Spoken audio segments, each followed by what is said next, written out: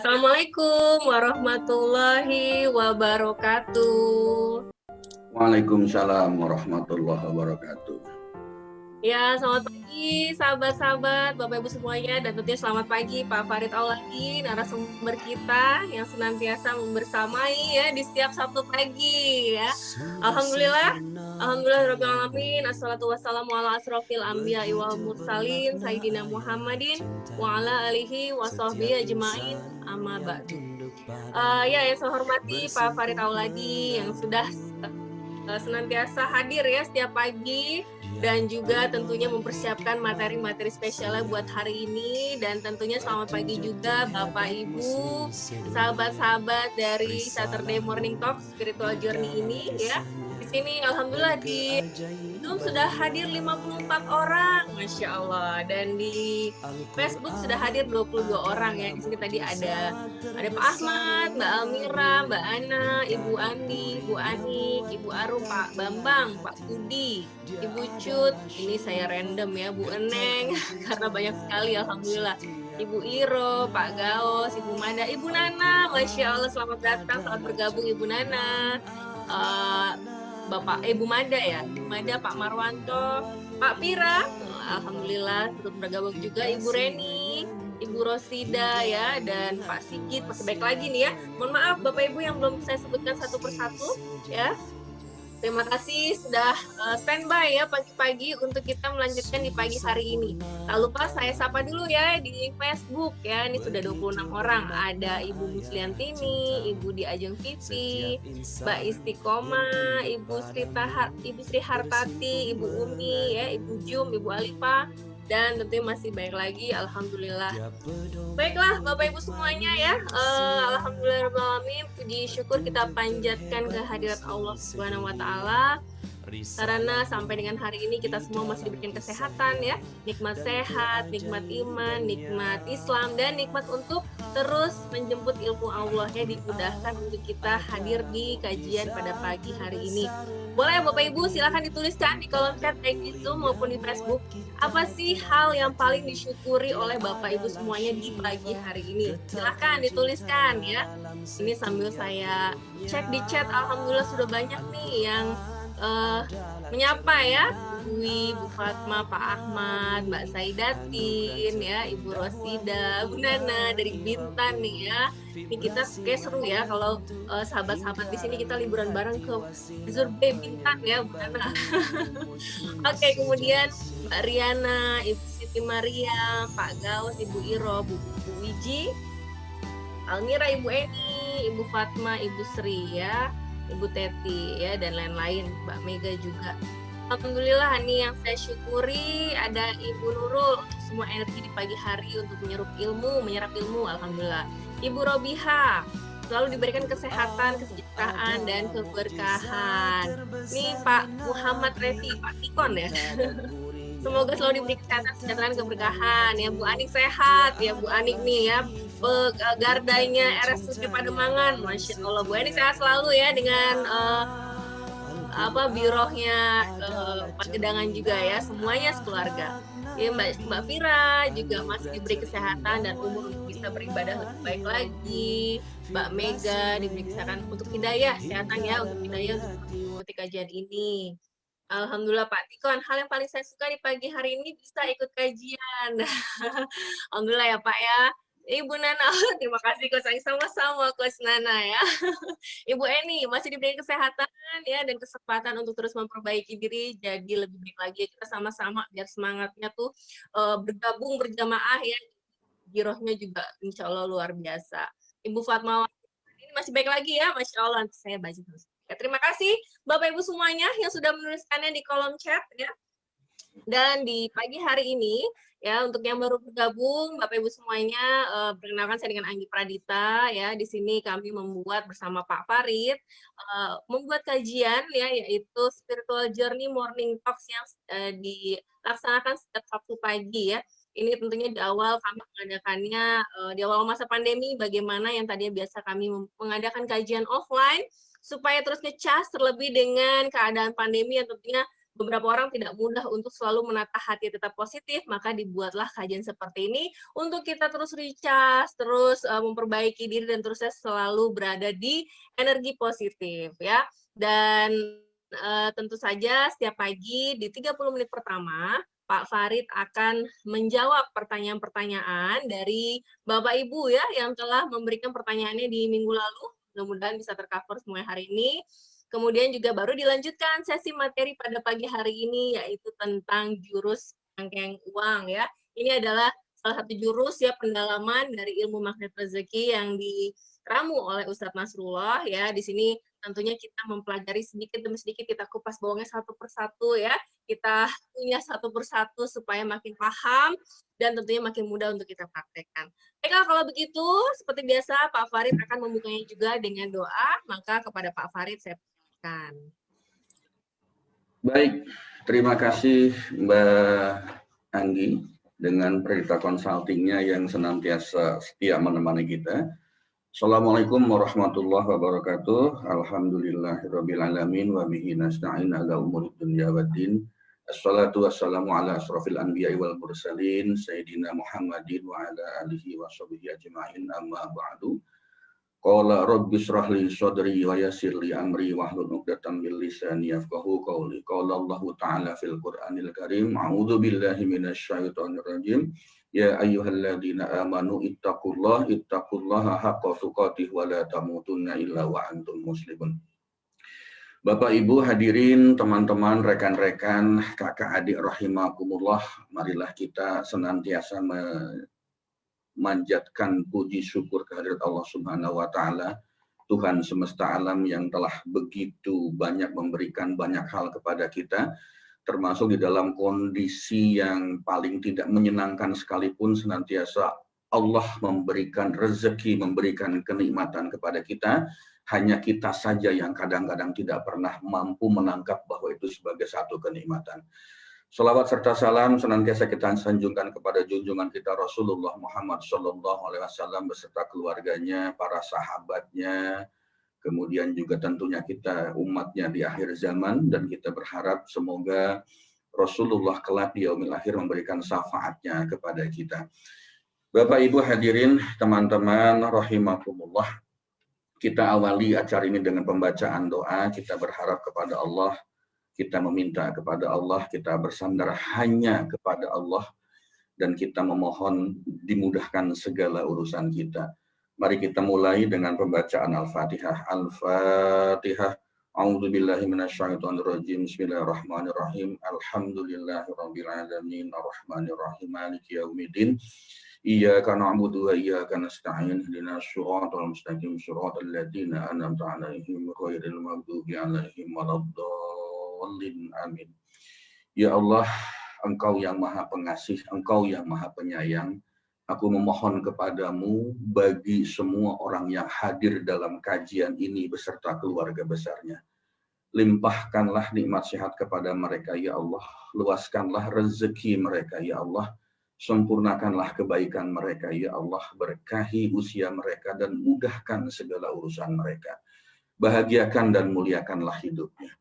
Ya Allah, berilah manfaat atas apa yang Engkau ajarkan kepada kami. Ajari kami hal-hal yang bermanfaat dan tambahkanlah kami ilmu-ilmu yang tentunya bermanfaat bagi kehidupan dunia dan akhirat. Berikanlah kami kemudahan di dalam belajar, berikanlah kami kemudahan di dalam menerima ilmu dan kebaikan-Mu, sehingga kami semakin dekat dengan rahmat dan ridho-Mu.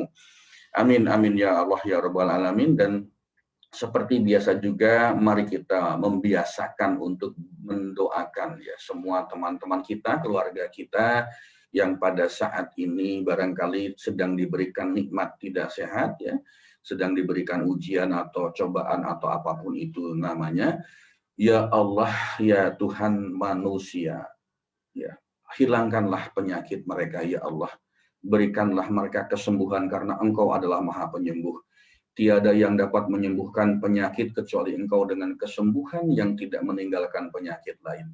Ya Allah, jadikanlah kesabaran serta sholat sebagai obat untuk penyembuhannya. Al-Fatihah. A'udzubillahi minasyaitonirrajim. Bismillahirrahmanirrahim. Alhamdulillahirabbil alamin. Ar-Rahmanir Rahim Maliki Yaumiddin. Iyyaka na'budu wa iyyaka nasta'in. Ihdinas siratal mustaqim. Shiratal ladzina an'amta 'alaihim ghairil maghdubi 'alaihim waladdallin. Amin. Bapak dan Ibu, teman-teman hadirin, rekan-rekan kakak adik rahimakumullah, saya agak perasaan pagi hari ini ada satu rasa bangga, rasa sangat yakin, rasa bersyukur yang luar biasa, karena yang hadir pada acara kita pagi hari ini ada beberapa orang yang memang itu adalah mereka-mereka yang berada di atas saya secara posisi, orang-orang yang hebat, orang-orang yang luar biasa. Ada bos saya juga, ini Pak Pira Baharan, selamat datang, terima kasih, beliau senantiasa rajin mengikuti acara kita. Dan mari kita ambil satu contoh yang sangat baik ya, satu contoh yang sangat baik. Mereka berada pada posisi-posisi yang luar biasa secara organisasi, secara perusahaan. Ada Bu Nana juga dari Bintan, selamat datang Bu Nana ya. Beliau adalah orang-orang hebat, orang-orang yang punya posisi tinggi, tetapi masih menyempatkan waktunya untuk belajar bersama-sama kita. Ini tidak berarti bahwa yang berbicara di sini saya adalah lebih pandai, tidak, sama sekali tidak. Ya, sama sekali tidak. Kami hanya ingin berbagi ilmu ya, berbagi pengalaman, berbagi pengetahuan gitu kan. Siapa tahu ada manfaatnya. Kenapa? Karena salah satu adab untuk belajar ilmu itu adalah setelah kita mendapatkan ilmu itu, setelah kita belajar ilmu itu, kemudian kita amalkan, dan satu lagi kita mesti bagikan kepada yang lain. Alhamdulillah saya pribadi sudah mencoba untuk belajar, mencoba untuk mengamalkan, dan sekarang saatnya untuk membagikan bagi orang lain ya. Siapa tahu ada manfaatnya dan siapa tahu ada berkahnya, dan semoga ini menjadi amal kebaikan bagi kita semua, baik bagi yang memberikan maupun yang belajar ya. Sekali lagi Bapak dan Ibu semua, saya yakin yang saya belum kenal, yang saya belum tahu ini juga pasti orang-orang hebat, bukan orang-orang sembarangan. Kenapa? Karena orang-orang hebat itu adalah orang-orang yang senantiasa haus belajar dengan ilmu, haus belajar dengan pengetahuan, dan haus untuk merubah hidupnya menjadi jauh lebih baik lagi. Bapak Ibu teman-teman hadirin rahimakumullah, kita seperti biasa, mari sama-sama menyimak beberapa pertanyaan atau testimoni yang masuk ke kami, kemudian kita bahas satu persatu. Dan ini juga adalah pelajaran juga buat kita, karena banyak sekali pertanyaan-pertanyaan yang sebetulnya kadang-kadang di luar konteks materi kita, tetapi sebetulnya ini adalah sesuatu yang sangat baik juga untuk kita pelajari ya. Yang pertama dari Nonem ya, Nonem hamba Allah. Apakah seorang anak harus langsung menerima ketika dia tahu orang tuanya tidak jujur selama 18 tahun dan tidak jujur dalam hal amanah kepada seseorang ataupun sebuah lembaga? Dan tiba-tiba anak yang tidak tahu apa-apa itu harus menelan semuanya dan dianggap dia yang harus membayar amanah itu. Yang lebih tidak menyenangkannya lagi gitu ya, ternyata orang tuanya itu pinjam amanah double untuk anak laki-lakinya. Apakah benar di dalam Islam jika anak laki-laki memiliki kedudukan tinggi dibandingkan dengan anak perempuan, dan jika anak laki-lakinya bercerai harus adik kandungnya perempuan satu-satunya yang bertanggung jawab atas semuanya? Jadi kakak saya kan sudah bercerai dan lepas tanggung jawab, dan orang tua saya menyerahkan kepada saya. Kakak saya perlu uang, mama saya juga perlu uang, kakak laki-laki saya menyarankan pinjam amanah kemana saja, yang diminta untuk mengganti adalah saya, dan saya tidak tahu apa-apa. Kakak saya dengan gampangnya tinggal menyuruh anak perempuannya aja yang bayar, kalau nggak mau bayar ya suaminya yang bayar. Masya Allah, ini pertanyaan terbaik nih Mbak ya. Kemudian kami jadi pertanyaan ini sebelumnya sudah muncul, kemudian kami meminta beliau untuk melakukan garputala. Garputala ini adalah istikharah bil Quran gitu ya. Kita bertanya kepada Allah dengan cara-cara tertentu. Hasilnya adalah surat An-Nur ayat 12. Bapak Ibu teman-teman hadirin rahimakumullah, kakak adik yang dirahmati Allah. Kalau kita melihat persoalannya itu keren banget gitu ya. Keren banget, kayak kayak bulat ya, dari ujung ke ujung semuanya seperti itu. Kalau bahasanya itu, bahasa orang sekarang itu complicated, tapi di dalam MR itu nggak boleh kita mengatakan complicated. persoalannya tidak sederhana. Kemudian dari mana memulainya, kemudian dengan cara apa. Gitu. Nah, di dalam kami, komunitas Magnet Rezeki, ketika kita mendapatkan satu persoalan yang kita tidak tahu bagaimana cara memulainya, lakukanlah garpu tala, ya. Lakukanlah garpu tala, lakukanlah istikharah bil Quran. Kemudian hasilnya nanti mari kita lihat, mari kita analisa. Boleh ditayangkan nggak Mbak Anggi ya? An-Nur ayat 12 Mbak Anggi, boleh minta tolong dicarikan. Ini adalah cara yang terbaik bagaimana kita mencoba untuk mendapatkan jawaban dari persoalan-persoalan yang muncul di dalam kehidupan kita. Nah, mari kita lihat sambil Mbak Andi mempersiapkan surat An-Nur ya, An-Nur ayat 12. Baik, kita lihat ya. An-Nur ayat 12. Oke. Laula idh sami'tumuhu dhannal mu'minuna wal mu'minatu bi anfusihim khairan wa qalu hadza ifkum mubin. Mengapa ya? Mengapa? Sebentar ya. Oke. Mengapa orang-orang mukmin dan mukminat itu tidak berbaik sangka terhadap diri mereka sendiri? Ketika kamu mendengar berita bohong itu dan berkata ini adalah suatu berita bohong yang nyata. Masya Allah ya, Masya Allah, kalau kita melihat dari ayat ini ya, ayat ini, mengapa orang-orang mukmin dan mukminat itu tidak berbaik sangka terhadap diri mereka sendiri. Jadi Allah itu nyuruh beliau ya, NN ini adalah untuk apa? Untuk santai saja gitu loh. Untuk santai saja, mari kita berbaik sangka dengan diri kita sendiri ya. Katakanlah itu semua tidak benar, lalu mengapa kita mesti memusingkannya gitu. Ini adalah satu jawaban dari Allah yang to the point ya. Maknanya apa? Ketika menghadapi persoalan yang tadi, yang kelihatannya itu sangat tidak sederhana, lalu Allah mengatakan kepada kita apa? Lu santai aja deh gitu loh. Lu santai aja deh, berbaik sangka saja dengan diri kita sendiri gitu loh. Ngapain repot? Karena semua itu sesuatu yang belum tentu benar ya. Belum tentu benar ini kalau kita melihat dari ayatnya seperti itu. Lalu kenapa kita mesti pusing ya? Kemudian berprasangka baiknya apa? Berprasangka baik dengan persoalan itu. Kenapa mereka menyerahkan semua persoalan itu ke kita gitu? Apa baik sangka yang mesti kita lakukan? Karena barangkali cuman kita yang paling mampu untuk mengatasi persoalan tersebut. Kembali kepada hakikat ujian ya, hakikat musibah, hakikat apapun itu, hakikat ujian, cobaan, persoalan. Allah itu tidak akan memberikan ujian kepada kita, tidak akan memberikan persoalan kepada kita yang di luar batas kemampuan kita.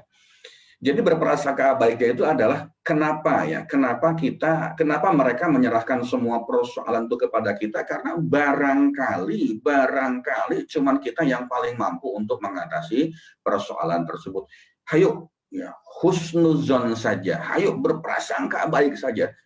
Ketika kita sudah bisa husnuzon, ketika kita sudah bisa berprasangka baik, maka Allah akan mendekat kepada kita. Maka Allah akan ridho kepada kita. Nah, kalau Allah sudah ridho, persoalan apa yang tidak akan pernah selesai? Persoalan apa yang tidak akan pernah mampu ada solusinya? Seperti itu, gitu loh. Itu saja sederhananya. Nah, kemudian di sini juga ada kata-kata dan mengapa tidak berkata. Komunikasikan saja dengan semua pihak dan kita tidak perlu terbebani dengan semua itu. Siapapun yang bertanya apakah bapak atau ibu atau mbak atau emas ya, itu jawaban dari Allah, An-Nur ayat 12. Jadi kita santai-santai saja ya, nggak usah terlalu memusingkan. Kenapa? Karena Allah memberikan persoalan kepada kita ini karena Allah melihat bahwa kita memang mampu untuk menyelesaikan persoalan tersebut. Yang kedua, dari Ibu Dwi Mulyani, Assalamualaikum Pak Fahri, bagi saya pernah ditanya sama bekas anak buah. Dia sudah sholatnya rajin, sudah kerja keras, anaknya juga baik, apalagi dia juga merawat mertuanya yang kurang sehat, yaitu tidak bisa melihat, dan tantenya yang kurang sehat juga. Akan tetapi kehidupannya sangat pas-pasan. Apa yang mesti dilakukan biar bisa mendapatkan rezeki buat dia ya?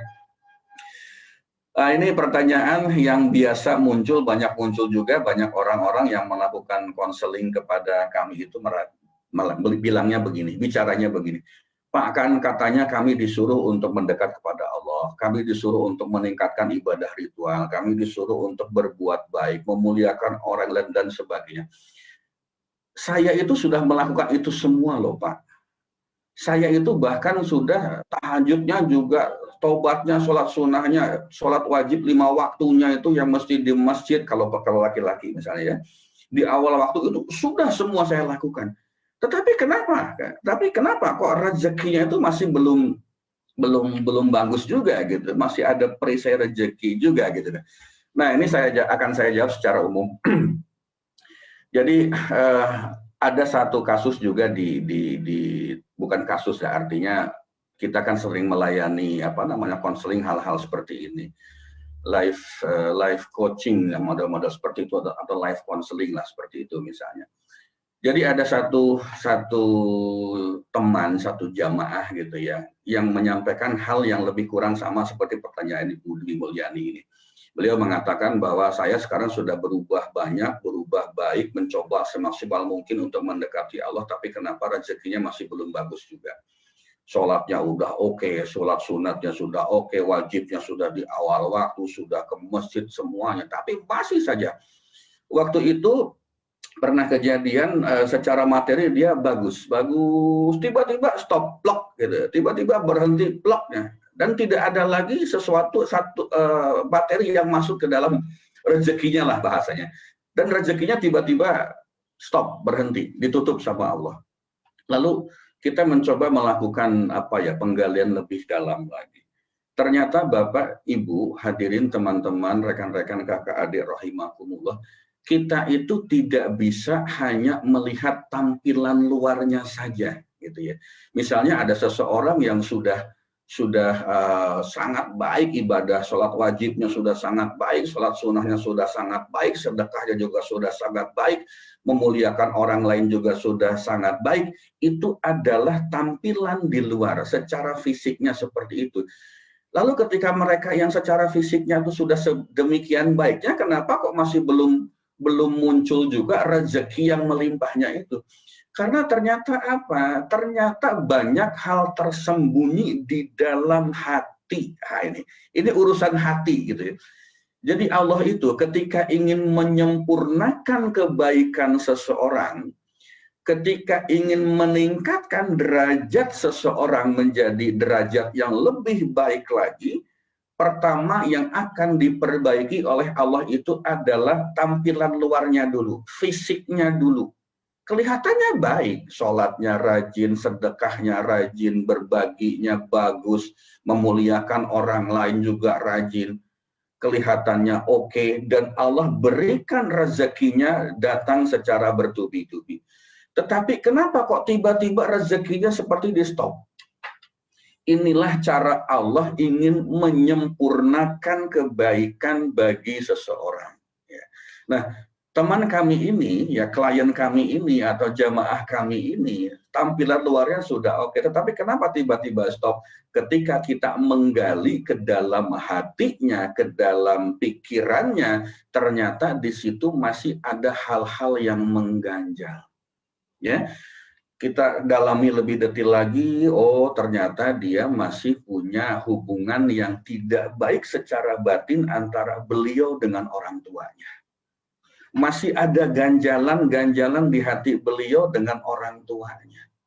Itu ternyata salah satu yang menjadi perisai rezeki bagi yang bersangkutan. Saya katakan, silakan Bapak lakukan pertobatan, silakan Bapak katakan kepada Allah, katakan di dalam sholat malam Bapak, di dalam sepertiga malam terakhir, katakan seperti ini, demi Allah aku ridho, demi Allah aku ikhlas, demi Allah aku rela saat ini mendapatkan ujian dari Engkau ya Allah, yaitu tidak lancarnya rezeki hambamu ini karena hamba punya persoalan batin dengan orang tua hamba. Dan hamba memohon kepadamu ya Allah, aku mohon ampun, mohon bertobat ya Allah, dan aku mohon mendapatkan ridhomu. Apa yang terjadi, Bapak, Ibu, teman-teman hadirin, rekan-rekan kakak adik rahimakumullah? Tidak menunggu terlalu lama, cuma hitungan 1-2 hari, lalu orang tuanya datang berbicara dengan beliau, dengan teman saya ini, lalu apa yang terjadi? Hubungannya itu jadi langsung sangat baik. Bahkan keajaiban yang muncul, teman saya ini punya amanah yang jumlahnya juga relatif cukup besar, lalu orang tuanya apa? Menyanggupi untuk membayarkan amanah itu. Masya Allah, luar biasa. Ya, teman-teman kita ini, jamaah kita ini punya persoalan, rezekinya tidak lancar, bahkan punya amanah. Nah, ketika beliau bertobat kepada Allah, mengatakan, demi Allah aku ikhlas, demi Allah aku ridho, demi Allah aku rela mendapatkan persoalan seperti ini, rezekinya tidak lancar karena aku punya dosa, ya Allah, aku punya salah dengan orang tuaku, ya Allah. Cuman itu yang dia katakan. Lalu apa yang terjadi? Tiba-tiba orang tuanya datang berbicara baik-baik, semuanya saling bermaaf-maafan, bahkan orang tuanya berjanji akan membayarkan amanah yang bersangkutan. Bukankah itu keajaiban? Ini persoalan hati. Persoalan hati gitu ya. Tampilan fisiknya, tampilan luarnya sudah sangat bagus, tetapi kenapa Allah kok masih menahan rezeki untuk kita? Jangan-jangan urusan hati. Itu yang pertama. Yang kedua, sudah selesai persoalannya. Yang kedua, ternyata masih belum juga ada rezeki yang lancar. Kita gali lagi lebih detail lagi, kita gali lagi lebih dalam lagi. Yang terjadi apa? Ternyata beliau itu masih punya hati yang tidak baik dengan teman bisnisnya. Masih ada bahasa kita barangkali dendamlah, ketidaknyamanan, tidak enakan dengan teman bisnisnya. Saya katakan, oke, kalau begitu tolong Bapak kembali lakukan bertobat kepada Allah. Demi Allah aku rela, demi Allah aku ikhlas, demi Allah aku ridho, ya Allah, mendapatkan persoalan ini, ya, karena hamba masih punya rasa dendam kepada teman bisnis hamba. Bapak, Ibu, teman-teman hadirin, rekan-rekan, kakak adik rahimakumullah, apa yang terjadi? Cuman selang 1 hari setelah beliau melakukan itu, ada transfer masuk ke rekeningnya. Jumlahnya alhamdulillah cukup untuk memenuhi kebutuhan hidupnya. Keajaiban itu Allah berikan cash, berikan langsung kepada yang bersangkutan. Dan bahkan sekarang ini sedang dalam proses ada satu proyek yang nilainya cukup luar biasa lah. Ya, kita doakan beliau, kita doakan sama-sama beliau, semoga Allah senantiasa memberikan nikmat sehat dan memudahkan segala urusan beliau.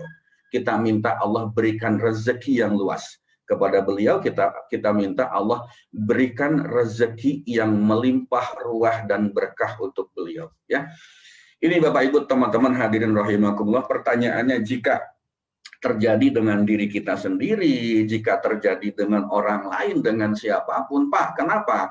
Ada orang yang sudah kelihatan ibadahnya bagus, penampilan fisiknya bagus, ternyata rezekinya masih belum lancar, kenapa ya? Ayo tanya lebih dalam lagi, di hatinya masih ada ganjalan atau tidak? Ya, masih ada ganjalan atau tidak? Kalau itu terjadi, sebetulnya Allah sedang ingin mengangkat yang bersangkutan menjadi orang yang lebih baik lagi, menyempurnakan derajatnya. Allah ingin setelah fisiknya, penampilan fisiknya diperbaiki, ibadah-ibadahnya diperbaiki, disempurnakan, maka Allah ingin menyempurnakan urusan hatinya, supaya hatinya juga betul-betul menjadi hati yang istiqomah dalam kebaikan, supaya hatinya betul-betul hati yang selalu husnuzon kepada siapapun, terutama kepada Allah Subhanahu wa Ta'ala. Yang ketiga, dari Pak Rahman, Assalamualaikum Pak Farid, bagaimana cara kita untuk senantiasa husnuzon, berbaik sangka pada takdir Allah. Ini baru kita bahas, ini sudah ada yang bertanya, bagaimana caranya supaya kita tetap husnuzon atau berbaik sangka dengan takdir Allah. Bapak Ibu, gampang banget. Caranya gampang banget ya, supaya kita tetap husnuzon dengan takdir Allah. Gampang banget. Apa caranya? Dekati Allah semaksimal mungkin.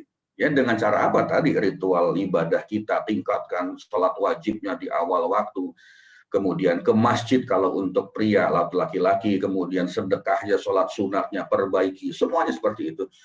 Semakin kita dekat dengan Allah, semakin kita mengenal Allah, maka kita akan semakin tahu apa maunya Allah.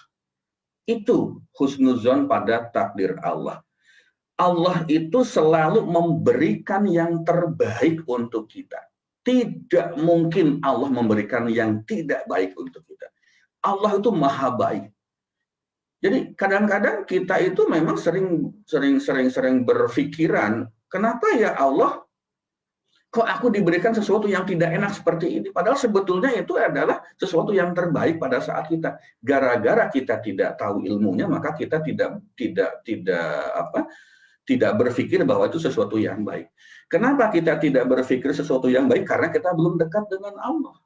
Semakin kita dekat dengan Allah, maka kita semakin kenal dengan Allah, maka akan semakin tahu apa maunya Allah untuk kita. Itu kan sederhananya seperti halnya kita dengan manusia. Semakin kita dekat dengan seseorang, dengan teman kita, dengan keluarga kita, dengan siapapun, dengan rekan kerja, maka kita akan semakin tahu baik atau tidak baiknya teman kita itu. Jadi pasti seperti itu. Maka dengan Allah juga bagaimana caranya supaya tetap husnuzon dengan takdir Allah, ya dekati Allah semaksimal mungkin ya. Dekati Allah dengan semaksimal mungkin. Yang berikutnya dari Ibu Munisatul Fahmiyah, Pak izin bertanya bagaimana Pak, semuanya ibadahnya alhamdulillah berjalan dengan lancar, tapi ketika perlu apapun tidak terasa mudah, bahkan ada amanah-amanah yang belum terlunasi. Lalu yang kedua, parameter Allah sudah mengampuni dosa kita itu apa ya? Jawaban buat Bu Munisatul Fahmiyah ini sama dengan jawaban untuk Ibu Dwi Mulyani di atas tadi gitu ya. Karena barangkali penampilan fisiknya, ibadah fisiknya sudah oke, sudah bagus, tetapi hatinya masih ada ganjalan. Ganjalan kepada sesama makhluk, ganjalan kepada Allah, itu yang diperbaiki. Pasti Allah akan berikan rezeki yang melimpah ruah dan berkah. Lalu bagaimana parameter bahwa Allah sudah mengampuni dosa-dosa kita? Banyak banget ya. Tapi yang paling penting itu adalah hati merasa tenang, hati merasa damai, hati merasa bahagia, dan kita merasa yakin dengan Allah. Merasa yakin dengan Allah. Dan ada keinginan untuk mendekat terus kepada Allah. Insya Allah itu sebagai salah satu parameter bahwa Allah sudah mengampuni dosa-dosa kita. Kemudian yang berikutnya, kita itu lebih suka berkumpul dengan orang-orang yang soleh dan solehah gitu ya, sering berkumpul dengan orang-orang yang soleh dan solehah, kemudian juga kita sering menyibukkan diri dengan kebaikan. Insya Allah ini adalah contoh-contoh yang menunjukkan bahwa kita itu betul-betul sudah bertobat, sudah diampuni oleh Allah Subhanahu wa Ta'ala gitu. Baik Bapak dan Ibu, ini sebetulnya masih ada 3 lagi, tetapi karena ada 4 lagi Bang Anggi, tetapi karena waktunya memang tidak mencukupi, kita akan tunda sampai minggu depan, dan kita sekarang seperti biasa saya minta waktu 30 detik untuk break ya.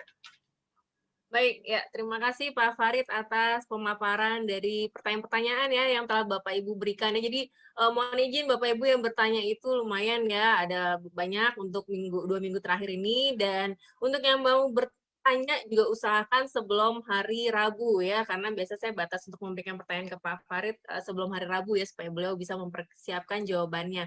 Dan tentu saja Bapak Ibu semuanya tadi ya, hikmah yang bisa kita ambil dari pertanyaan-pertanyaan yang diberikan oleh sahabat-sahabat kita adalah bagaimana kita menjaga hati ya, menjaga hati. Kalau Agim kan menjaga hati juga ya, kolbu.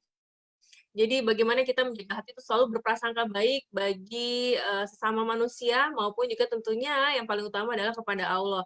Ini memang butuh ujian ya, makanya ilmu magnet rezeki ini prakteknya nggak hanya 1-2 bulan, nggak hanya 1-2 tahun ya, seterusnya ya, karena kita akan selalu diuji oleh Allah ya, Masya Allah. Ini jawaban dari pertanyaan tentunya membawa pencerahan yang sangat dalam nih ya. Tadi saya lihat, mohon izin Bu Wiji sampai nangis ya Bu Wiji ya.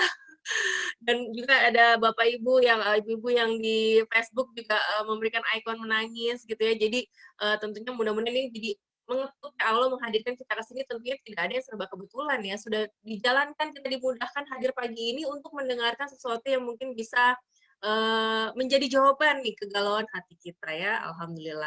Dan saya ucapkan selamat kepada ada Mbak NN ya, dan juga tadi satu lagi Ibu Dwi ya, yang menang siapa ya Pak Farid? Cuman satu aja, Mbak, yang lainnya belum Oh, sempat satu dibahas. aja. Oh, baik. Jadi hanya satu saja yang untuk mendapatkan hadiahnya ya. Baik, sedikit saya review Bapak Ibu. Jadi ini saya ucapkan selamat untuk Mbak NN ya. Berhak mendapatkan salah satu dari hadiah berikut, yaitu buku rahasia magnet rezeki atau kalender magnet rezeki.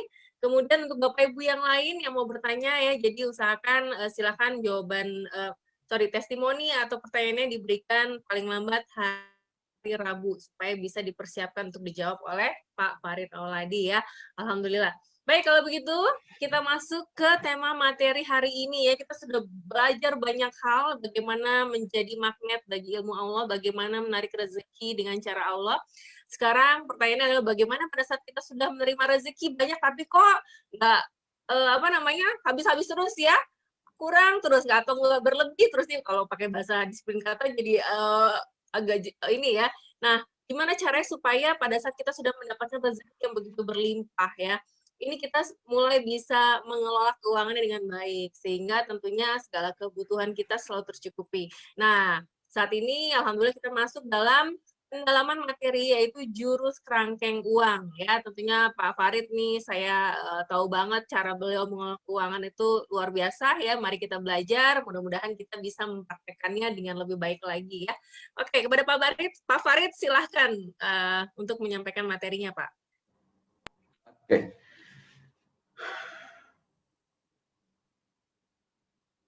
Belum muncul? Oke. Sudah, Pak. Sedang dalam proses di komputer saya ya. Bapak, Ibu, teman-teman, hadirin, rekan-rekan, kakak adik rahimakumullah. Ya, alhamdulillah sampai hari ini kita masih senantiasa bersama-sama seperti ini gitu kan. Ke depan kita tidak pernah tahu akan seperti apa kondisinya, tetapi bagi kita sebagai orang yang beriman, kita punya Allah, kita tentu tidak pernah memiliki rasa tidak yakin kehidupan kita itu tidak akan baik.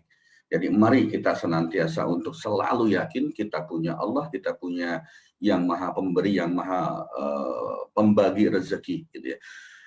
Kita lanjutkan Bapak Ibu, teman-teman. Nah, ini adalah episode yang ke-38 ya, 38 belajar bagaimana supaya kita ini menjadi seorang yang ajaib, bagaimana kita bisa menjadi magnet ya bagi rezeki Allah. Magnet itu adalah sesuatu yang bisa menarik sesuatu dari luar. Artinya apa? Kita dengan cara-cara tertentu, dengan jurus-jurus tertentu itu bisa mendatangkan rezeki itu datang melimpah ruah kepada kita. Rezeki itu seperti tersedot gitu ya, tersedot datang semuanya menghampiri kita. Apa iya Pak bisa begitu? Bisa gitu, bisa. Nah, bagi Bapak Ibu, teman-teman hadirin rahimakumullah yang belum tahu jurus-jurus yang lainnya, silahkan ya disimak ya, ada di Pradita Channel, itu bisa dilihat semuanya jurus-jurusnya dari yang paling dasar sampai kemudian yang advance dan seterusnya seperti itu ya. Baik, hari ini kita akan berbicara mengenai kerangkeng uang ya. Apa sih, kenapa sih uang itu kok mesti dikerangkeng ya? Kenapa uang itu kok mesti dikandangin? Kok persepsi kita seperti sesuatu yang tidak baik ya, persepsinya seperti sesuatu yang tidak positif gitu. Kenapa uang itu kok harus dikerangkeng ya? Bapak Ibu, teman-teman hadirin, rekan-rekan, kakak adik rahimakumullah. Seringkali atau jangan-jangan kadang-kadang, nah kalau seringkali mungkin terlalu ekstrim ya. Kadang-kadang uang itu mirip-mirip atau seperti apa ya, seperti hewan ternak peliharaan. Apa yang dimaksud bahwa hewan ternak peliharaan? Hewan ternak peliharaan itu kan dikandangin. Kenapa mesti dikandangin? Kenapa mesti dimasukkan ke kandang hewan ternak? Karena kalau nggak dikandangin, kalau nggak dimasukkan ke dalam satu kandang, maka dia akan berkeliaran kemana-mana dan belum tentu balik. Artinya maknanya kita bisa kehilangan hewan ternak peliharaan kita itu. Makanya mesti dibuat kandang, dibuat pagar, dibuat satu tempat yang terbatas, yang tertutup dari luar, dari tempat lain. Kadang-kadang perlu diikat juga gitu deh, supaya hewan itu tidak kabur gitu, tidak kabur kemana-mana. Nah, demikian juga dengan uang. Uang itu juga harus dikandangin gitu, harus dijagain, harus ada batasnya, harus ada pagarnya. Kenapa? Karena kalau tidak dikandangin, uang itu kalau tidak dibuatkan kandang, maka dia bisa pergi kemana-mana. Uang itu bisa kabur, bisa lari kemana-mana gitu. Yakin, yang benar Pak, kalau uang itu bisa kabur. Yakin Pak, kalau uang itu bisa pergi kemana-mana. Yakin, yakin, betul-betul yakin seperti itu. Nah, bagaimana contohnya Pak? Yuk kita lihat fakta kita masing-masing. Kenapa kenapa uang itu mesti dikandangin? Saya pindah dulu ya, saya pindah dulu. Mohon maaf. Kenapa uang itu harus dikandangin gitu? Kenapa uang itu harus dikerangkeng? Kenapa uang itu harus dimasukkan kepada satu tempat, ya, satu tempat, supaya apa? Supaya dia tidak lari kemana-mana.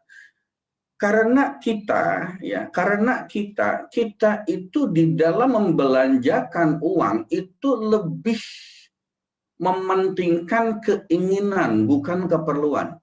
Saya tidak boleh mengatakan kebutuhan ya. Kalau kebutuh itu bahasa Malaysia, bahasa Singapura, bahasa Melayu itu artinya yang lain, nggak bagus. Kenapa? Kenapa kita masih mengandalkan uang kita?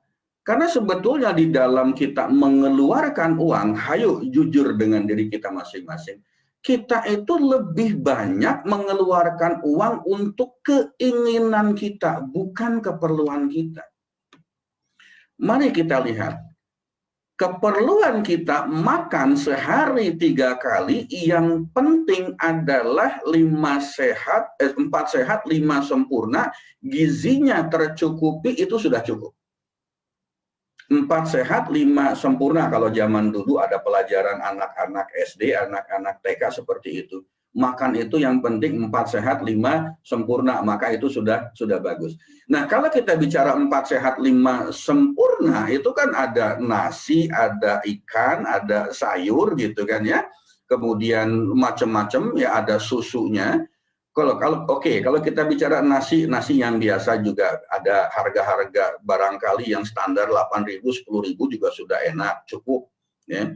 Tidak perlu kita makan nasi yang sekilonya itu 50.000, tidak perlu seperti itu. Kemudian kita bicara ikan, ikannya tidak perlu ikan hiu dari Samudra Atlantik, tidak perlu. Cukup mungkin ikan emas, ikan teri, ikan lele, ya ada pecel lele, cukup seperti itu. Kemudian misalnya kita bicara protein lainnya, ada telur gitu kan, apalagi ada tempe, ada tahu dan seterusnya. Itu keperluan kita. Tetapi kalau kita berbicara keinginan, maka kita inginnya apa? Makan di resto yang mahal. Yang sekali makan satu orang itu bisa habis 300.000 misalnya. Makan di tempat-tempat yang mewah. Makan makanan yang luar biasa, sirip ikan hiu dari Samudra Atlantik misalnya, seperti itu. Gitu kan? Makan sop kepiting dari Papua yang fresh, yang satu mangkoknya itu harga 400.000. Itu adalah keinginan, bukan keperluan kita. Nah, kalau kita tidak mampu mengkerangkeng uang kita, memanage uang kita, mengatur pengeluaran kita, gitu ya, maka yang terjadi adalah apa? Uang itu kabur, seolah-olah itu kabur ya. Kabur itu berlari dan nggak kembali. Hanya gara-gara kita tidak mampu memanage antara keinginan dengan keperluan. Bapak, Ibu, hadirin, teman-teman, kakak adik rahimakumullah. Di dalam kehidupan kita, saya pernah baca satu quote ya, satu update status di medsos. Beliau update statusnya itu gambarnya jalanan yang kendaraannya padat, ya, tidak bergerak, atau bahasa lainnya macet. Di MR tidak boleh mengatakan macet, tetapi padat, penuh jalanan tidak bergerak. Beliau mengatakan kepadatan jalanan ini sebetulnya gara-gara riba. Waduh, apa hubungannya riba dengan jalanan yang padat? Ya, karena banyak orang ingin mendapatkan kendaraan, ingin punya kendaraan, ingin punya mobil, sebetulnya secara finansial belum mampu, tapi sekarang ini dipermudah dengan cara leasing misalnya. Dengan cara pinjam kepada pihak bank, kemudian kita cicil setiap bulan. Nah, sebetulnya keinginan itulah yang membuat jalanan itu jadi penuh. Itulah yang membuat akhirnya riba ini menjadi sesuatu yang common, sesuatu yang biasa ada di mana-mana. Secara finansial, kita masih belum punya kemampuan yang cukup banyak untuk beli tas yang mahal. Tetapi gara-gara kita punya kartu kredit card, kita tinggal gesek begitu saja, maka kita punya. Apakah itu keperluan? Bukankah itu cuma sekedar keinginan? Inilah yang dikatakan mengapa kita harus belajar mengkerangkeng uang kita, mengandangkan uang kita. Sebetulnya yang dikandangkan bukan uangnya, tapi keinginan kitanya itu. Nah, itu yang pertama. Kenapa kita mesti mengkerangkeng uang? Karena faktanya di dalam kehidupan sehari-hari kita lebih banyak memenuhi keinginan kita daripada keperluan kita. Itu mesti diakui, jujur mesti diakui. Siapa yang tidak mau mengakui, maka dia, wah, saya nggak mau nerusin kalimat itu, ya. Kemudian yang berikutnya kita lihat. Kita itu di dalam kehidupan kita, kadang-kadang sering terbalik-balik. Yang harus kita lakukan, itu nggak kita jalankan, yang tidak perlu kita belanjakan. Ya. Yang tidak perlu kita belanjakan. Contoh sederhana seperti ini. Kita mau jalan-jalan ke mall, kita mau jalan-jalan ke supermarket saja, belanja bulanan misalnya seperti itu, ya. Sebetulnya kita ingin beli cuma 1-2 jenis barang saja. Mungkin hanya beli beras ditambah dengan gula, kemudian misalnya satu lagi ditambah dengan minyak goreng. Sebetulnya cuma perlu itu. Ya, cuma perlu itu, 3 item saja. Kalau cuma perlu 3 item saja, ngapain ke supermarket? Kenapa tidak ke warung sebelah? Saling membantu teman-teman yang punya warung di sebelah rumah kita. Tetapi hasrat kita itu kan memang ingin jalan. Keinginan kita ingin jalan-jalan ke mall, ingin jalan-jalan ke supermarket. Taruhan saya berani bertaruh. Ketika kita perlu beras, minyak goreng, dan gula, kita masuk ke mall, maka tanpa kita sadari, kita akan memasukkan banyak barang-barang di dalam keranjang belanjaan kita, sesuatu yang tidak kita pikirkan sebelumnya. Sesuatu yang tidak kita niatkan untuk membeli sebelumnya. Sesuatu yang belum tentu menjadi keperluan kita. Sesuatu yang belum tentu walaupun perlu, tapi belum tentu itu sekarang perlunya. Mungkin untuk bulan depan gitu ya. Nah, inilah yang sering terjadi. Yang mestinya kita nggak beli, kita beli gitu. Yang mestinya kita lakukan, kita tidak lakukan. Apa yang mestinya kita lakukan, tidak kita lakukan? Di sebelah itu ada anak yatim yang miskin, di sebelah itu ada duafa gitu misalnya. Di sebelah rumah kita itu ada orang yang memerlukan bantuan kita untuk pendidikan sekolahnya. Tetapi kita abaikan. Ya, di perumahan kita itu ada masjid yang memerlukan dana untuk pembangunannya, kita lupakan. Kenapa? Karena uangnya sudah nggak ada lagi. Kenapa uangnya sudah tidak ada lagi? Karena kita pergunakan untuk memenuhi keinginan kita, bukan keperluan kita. Ini yang terjadi Bapak Ibu, teman-teman hadirin, kakak adik rahimakumullah. Ya. Ini fakta. Ini fakta gitu ya. Sering kali, karena saya juga sering mengalami juga gitu kan, nganter keluarga belanja, mau beli apa, mau beli ini. Kenapa nggak di sebelah saja? Udah sekalian jalan-jalan yuk ya, yuk, ayo gitu kan. Jalan-jalan sampai di sana, ternyata keranjangnya banyak isinya. Yang lebih spektakuler lagi, sampai di rumah, ya, sampai di rumah. Kadang-kadang kita berkata, oh iya ya, ngapain ya gua beli ini? Ini buat apa ya? Ngapain ya kita mesti membeli sesuatu yang sebetulnya kita nggak perlu? Itu sering terjadi ya, itu sering terjadi. Nah, Bapak Ibu hadirin teman-teman kakak adik rahimakumullah, kenapa itu sering terjadi? Jangan-jangan nih ada orang mengatakan hypnoselling. Jangan-jangan kita itu memang terhipnotis oleh mall, oleh supermarket, oleh sesuatu yang menggoda kita. Almarhum bapak mertua saya mengatakan di pasar itu, di mall itu banyak setannya.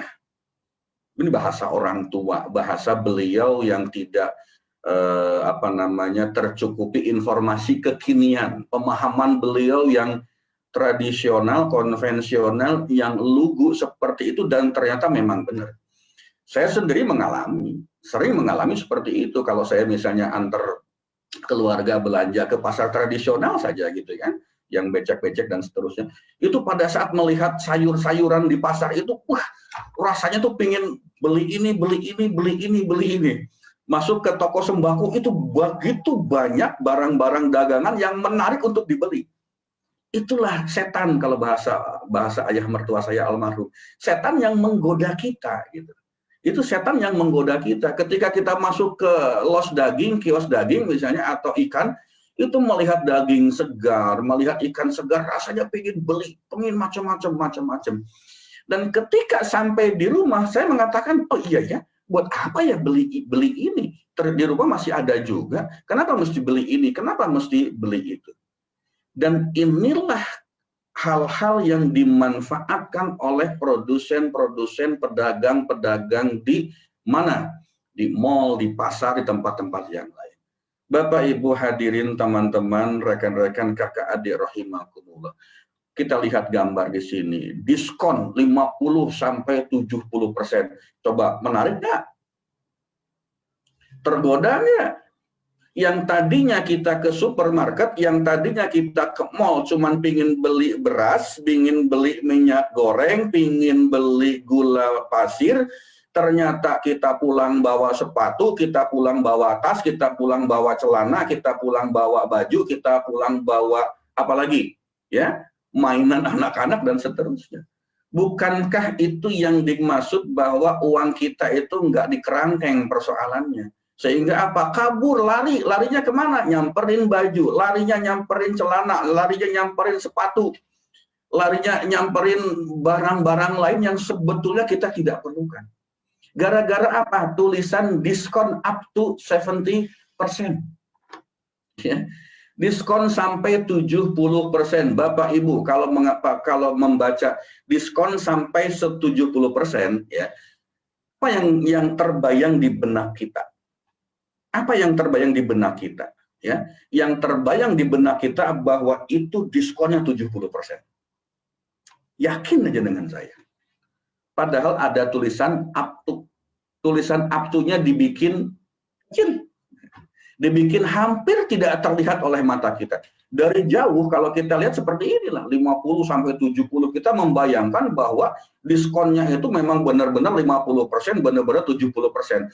Padahal tulisannya ada, kalau kita lihat lebih dekat lagi, kita zoom lagi mendekati tulisan di poster itu, up to. Artinya apa? Sampai 70%. Maknanya apa? Tidak semua barang diskonnya 70%. Jangan-jangan cuma ada 5%, 10%, 20% gitu kan. Nah, yang 70% itu barangnya mungkin cuma sebagian kecil saja.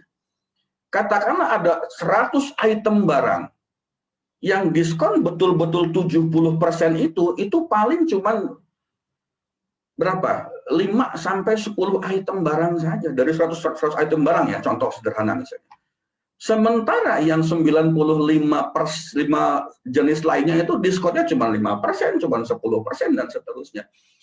Lebih-lebih lagi yang 70% itu harganya juga harga dari 15 juta, 10 juta, 70% masih 3 juta. Emang kita perlu barang yang harga 3 juta pada saat itu misalnya?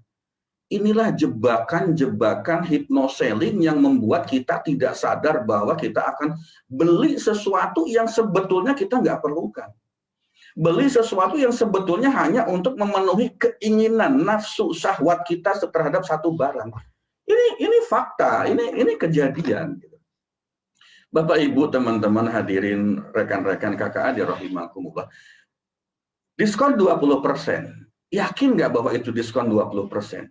Jangan-jangan harganya naikin dulu 30% baru dipotong 20%. Jangan-jangan seperti itu. Walaupun tidak semua, Ada tempat-tempat yang memang ketika memberikan diskon itu ya pasti diskon beneran ya. Tetapi ada juga kalau mereka memberikan diskon itu naikin dulu 30%, 40% harganya, setelah itu baru didiskon menjadi 20%. Kita kan tidak pernah tahu apakah betul diskonnya itu diskon yang murni.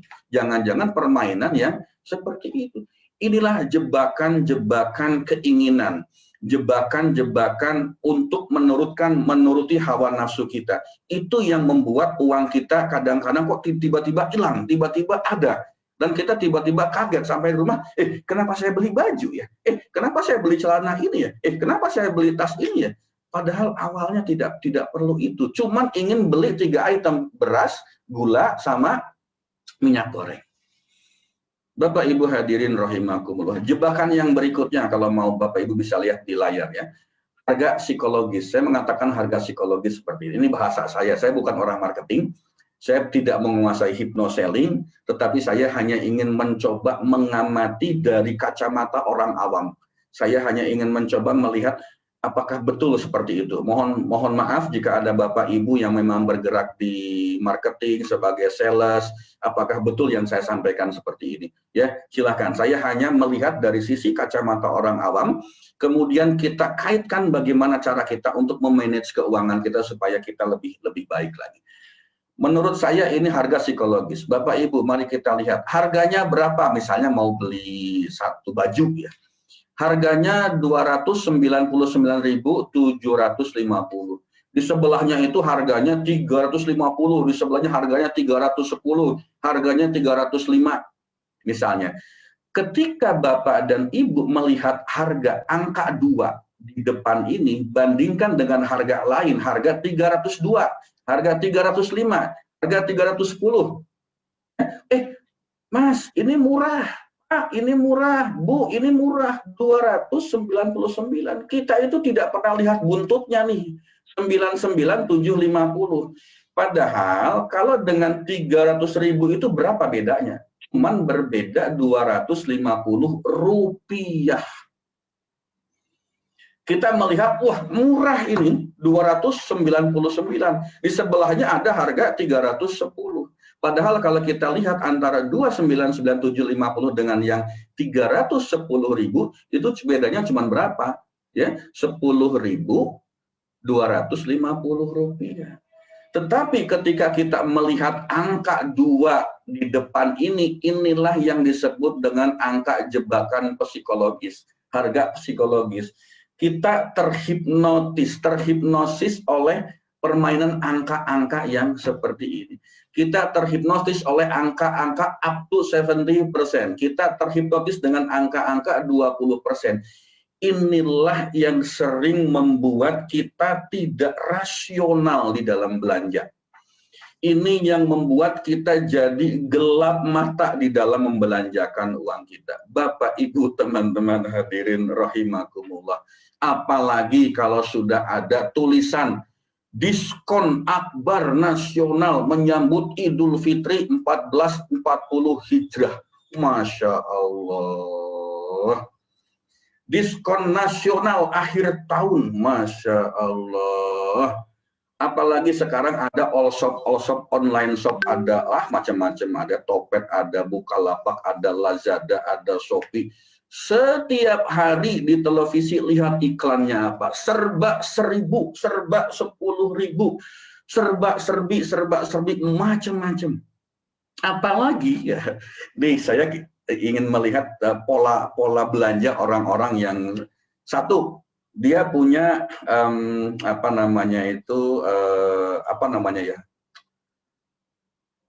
kita install di HP kita Lazada atau apapun itu ya, kita install di situ gitu kan. Kemudian yang kedua, kita punya e-banking. Itu habislah sudah. Ya, kalau kita sudah punya aplikasi all shop di dalam handphone kita, di dalam gadget kita, ditambah lagi kita itu punya e-banking, ya, internet banking yang tidak mengharuskan kita datang ke ATM, tidak mengharuskan kita datang ke bank, maka siap-siap jebol itu rekening. Siap-siap jebol itu rekening. Itu emak-emak yang biasanya seperti itu. Kenapa kita mesti kerangkeng uang kita? Ya begitu kenyataannya. Godaan syahwat berbelanja itu luar biasa. Makanya sampai detik ini saya itu tidak pernah punya internet banking, tidak punya m-banking, tidak pernah punya e-banking. Ya, jujur saya juga tidak yakin bahwa saya akan bisa menahan untuk tidak belanja gitu. Saya juga seperti itu. Coba kita lihat setiap hari, oh, Bapak browsing aja, Ibu browsing aja ya. Kita lihat seperti ini, ayo kita buka terus. Waduh, itu barang-barang ya Allah, enak banget. Tinggal klik, ya Allah. Tinggal pencet, Masya Allah. Dia tinggal pegang HP seperti ini gitu kan, tinggal browsing. Nah, lagi iseng, tidak ada pekerjaan, lagi off, lagi istirahat. Kalau pekerja misalnya, ibu-ibu selesai pekerjaan rumah tangganya, ya sudah, tinggal klik. Kalau saya senang dengan barang-barang untuk perkakas tukang, itu kalau masuk ke misalnya S Hardware gitu, wah itu pingin banget beli banyak barang-barang. Bapak Ibu kalau lihat sepatu, lihat baju, lihat Masya Allah. Masya Allah. Itulah yang membuat kita akhirnya kebablasan, jebol ya. Tidak punya apa ya, tidak punya uang yang cukup banyak. Bapak Ibu hadirin, teman-teman, rekan-rekan kakak adik rahimakumullah. Inilah penyebabnya. Income-nya besar, uangnya banyak, tetapi selalu tidak bersisa. Itulah yang terjadi. Gaji kita besar, penghasilan kita besar, profit kita besar dari apa? Dari bisnis kita misalnya. Gaji kita besar dari mana? Dari perusahaan tempat kita bekerja. Keuntungan kita besar dari warung kita misalnya gitu. Dari bisnis kita, dari usaha kita. Tetapi kenapa kita tidak bersisa uang di dalam dompet kita, dalam rekening kita? Karena tadi gitu. Karena seperti itu. Karena apa? Kita masih selalu mengikuti keinginan kita, bukan mengikuti keperluan kita atau kebutuhan kita. Bukan seperti itu. Nah, ini barusan ada Ibu Irawati nulis katanya, Mbak mau menghapus aplikasi-aplikasi Allshop. Bagus, Bu.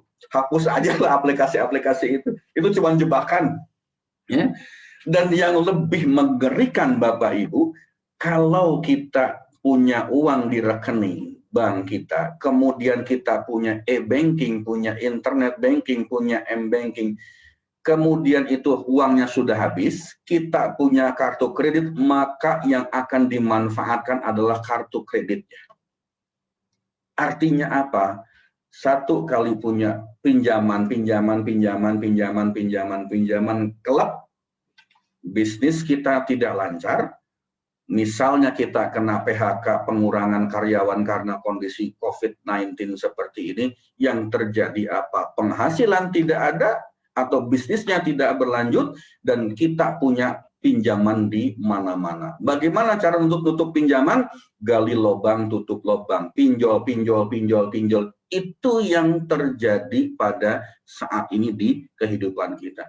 Itu fakta, itu kenyataan ya. Itu fakta, itu kenyataan.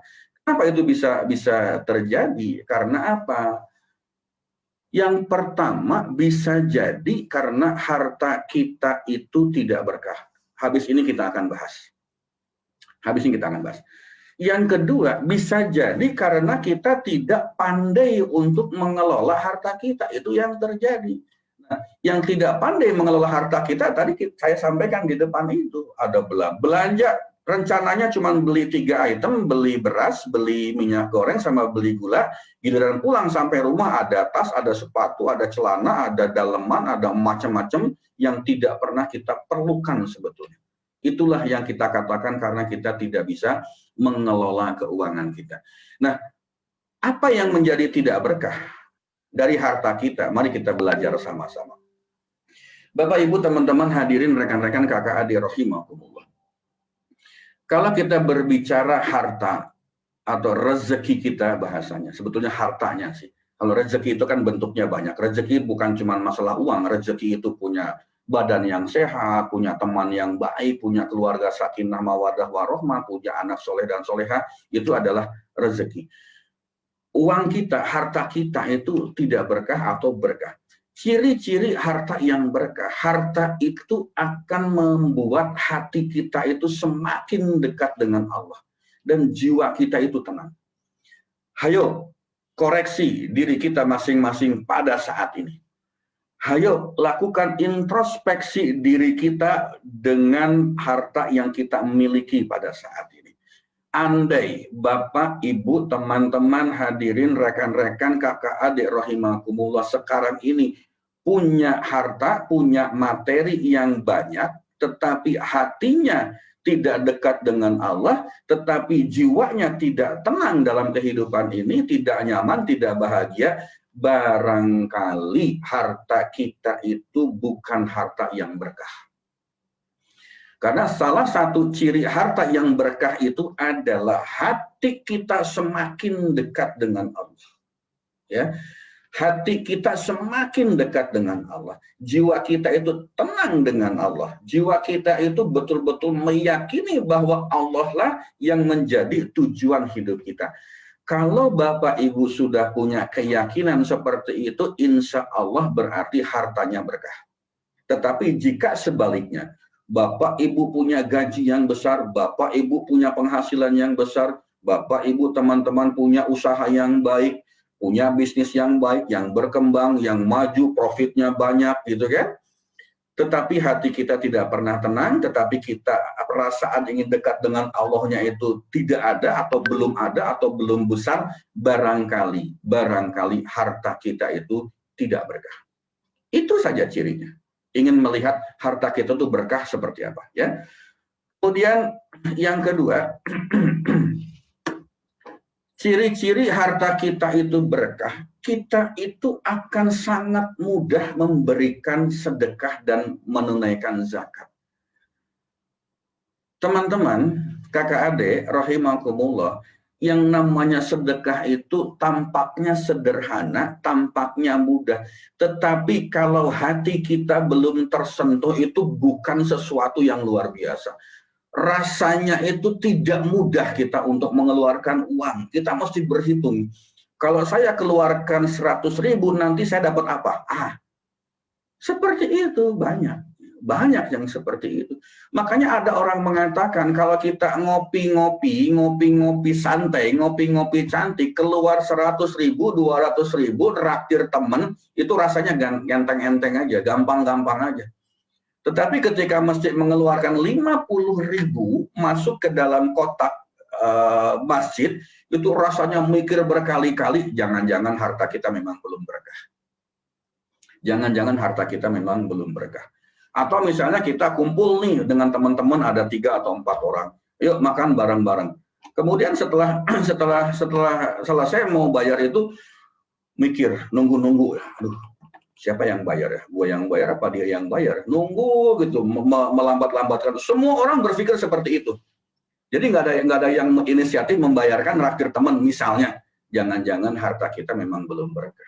Kalau masih muncul perasaan yang tidak mudah untuk berbagi dengan orang lain. Apalagi yang sifatnya wajib. Kalau wajib mungkin insya Allah lah. Wajib itu zakat fitrah, sebentar lagi Ramadan, insya Allah karena itu dipaksa kita bayar. Yang zakat mal ini yang kadang-kadang masih kita berpikir, Pak, bagaimana cara menghitung zakat mal itu? Ya, 2,5% dari harta kita, dari penghasilan kita. Pak, apakah penghasilan kita itu yang dizakatkan adalah penghasilan yang kita terima, belum dikurangi dengan pengeluaran-pengeluaran kita, atau yang bagaimana? Nah, kalau masih berpikir dikurangi lagi dengan pengeluaran, sehingga sisanya yang dibayarkan zakatnya, walaupun itu benar, ada faham, ada mazhab yang mengatakan penghasilan kita kurangi dengan pengeluaran dulu, baru sisanya dizakatkan. Itu memang benar, itu diperbolehkan dan itu sah secara hukum. Tetapi kalau kita masih berpikir seperti itu, ayo, jangan-jangan harta kita masih belum berkah-berkah banget. Kenapa? Mengeluarkan uang untuk Allah, itu masih mikir untung rugi, masih ngitung-ngitung penghasilan saya 10 juta misalnya gajinya gitu kan. Saya keluarkan dulu Pak, pengeluaran saya 9.900.000. Berarti berapa yang dijakatin? Cuma 100.000. masih berpikir seperti itu. Jangan-jangan harta kita masih belum berkah. Kalau mau berkah, penghasilan 10 juta, 2,5% dari 10 juta bayarkan zakatnya. 2,5% 10 juta bayarkan zakatnya. Itu yang paling baik. Walaupun sebetulnya yang dikurangi pengeluaran pun itu boleh. Dan itu memang ada yang mengatur seperti itu. Cuman kebangetan aja gitu. Sama Allah masih hitung-hitungan. Tinggal cepet dibayarin zakatnya. 2,5% dari 100.000 itu berapa? 2.500. Tega bayar zakat 2.500. Nah, Bapak Ibu hadirin teman-teman rahimakumullah. Lalu apalagi yang menjadi ciri rezeki kita itu berkah? Nih yang paling penting nih, yang paling penting keluarga harmonis, keluarga sakinah, mawadah, warohmah, dikaruniai anak yang soleh dan solehah. Ini adalah salah satu contoh, salah satu ciri kalau rezeki kita itu berkah. Mari kita lihat ke dalam diri kita masing-masing. Mari kita lihat ke dalam keluarga kita masing-masing. Apakah sudah harmonis keluarga kita? Apakah sudah sakinah, mawadah, warohmah keluarga kita? Pak, tapi kami kan kadang-kadang masih sering berantem suami istri. Wajar. Namanya suami istri, wajar. Itu bukan kita kenalnya saja itu kan juga pada saat kita mau menikah. Jangankan dengan suami atau istri atau pasangan yang notabene sebetulnya dulu adalah orang lain. Sebetulnya dulu adalah orang lain sebelum kita mengenal. Kadang-kadang dengan saudara kandung saja kita bisa bergesekan, adu argumentasi. Kadang-kadang dengan orang tua juga kita masih sering bergaduh seperti itu. Apalagi dengan orang lain. Itu wajar. Tetapi kalau kita hitung 90% kita itu harmonis. Keluarganya sakinah, mawadah, warohmah. Anak-anak kita soleh dan solehah, insya Allah ini adalah sebagai salah satu bentuk bahwa rezeki kita itu memang berkah seperti itu. Nah, Bapak Ibu, teman-teman hadirin, rekan-rekan kakak adik rahimakumullah, lalu apalagi yang dikatakan rezeki kita itu berkah? Senantiasa merasa cukup dan syukur. Itu yang paling penting. Kalau kita merasa tidak cukup terus, jangan-jangan rezeki kita itu memang tidak berkah. Rezeki kita itu belum berkah. Dan kita selalu bersyukur berapapun yang kita dikasih. Ya Allah, tahun ini saya naik gaji cuma 50%, alhamdulillah misalnya. Ya Allah, tahun ini saya dapat bonus misalnya cuma 10 kali gaji, alhamdulillah, bersyukur. Ya, tetapi tahun ini nggak ada kenaikan gaji, alhamdulillah, bersyukur ya Allah. Kenapa? Karena masih banyak orang lain yang kehilangan pekerjaan, masih banyak orang lain yang gajinya dikurangi, masih banyak orang lain yang harus di PHK gara-gara perusahaannya bubar, misalnya seperti itu. Ya Allah, tahun ini saya nggak dapat bonus, alhamdulillah, tidak dipecat, tidak di PHK oleh perusahaan. Bukankah itu rasa syukur yang harusnya senantiasa kita sampaikan pada setiap saat? Ini contoh-contoh sederhana dalam kehidupan sehari-hari. Bapak Ibu, teman-teman hadirin, rekan-rekan kakak adik rahimakumullah. Jadi acara kami ini yang Saturday Morning Talk ini tidak akan membahas hadis atau dalil-dalil ayat-ayat Quran secara detail. Tetapi kami ingin membawakan segala sesuatunya yang kelihatannya remeh-temeh sehari-hari, tetapi sebetulnya itu yang sering banyak kita tinggalkan. Kita kadang-kadang mengabaikan hal-hal yang sederhana tadi, contoh belanja, itu kan kita abaikan. Kita tidak sadari bahwa sebetulnya itu sesuatu yang sangat krusial dalam kehidupan kita. Jadi kajian ini khususnya membahas hal-hal yang sederhana, yang terjadi dalam kehidupan kita sehari-hari, bukan sesuatu yang terlalu tinggi. Ya. Kemudian yang berikutnya, mari kita lihat. Rezeki yang tidak berkah. Apa ciri-cirinya rezeki yang tidak berkah? Pertama, itu mudah menguap. Kerja keras, banting tulang, kepala jadi kaki, kaki jadi kepala, keringat dingin, keringat panas dan sebagainya. Tapi itu nggak pernah nyantol. Uang itu nggak pernah mampir lama-lama, nggak pernah berdiam lama-lama di rekening kita atau di dompet kita. Jangan-jangan itu rezeki kita memang tidak berkah. Orang mengatakan uang jin dimakan tuyul, uang setan dimakan iblis. Pernah dengar nggak istilah-istilah seperti itu gitu kan? Itu biasanya rezeki-rezeki yang kerja-kerja yang begitulah. uang rokok lah disebutnya ya, uang denger lah disebutnya, uang apa gitu, yang tidak berkah. Artinya apa? Kita mendapatkannya dengan cara yang tidak baik, dengan cara yang tidak halal, uang-uang suap, ya, uang-uang sogokan, uang yang macam-macam. Kita sama-sama paham lah, sama-sama tahu banyak bidang pekerjaan kita yang meminta uang, mengharuskan kita melakukan seperti itu. Yakin aja itu nggak akan lama berada di rekening kita.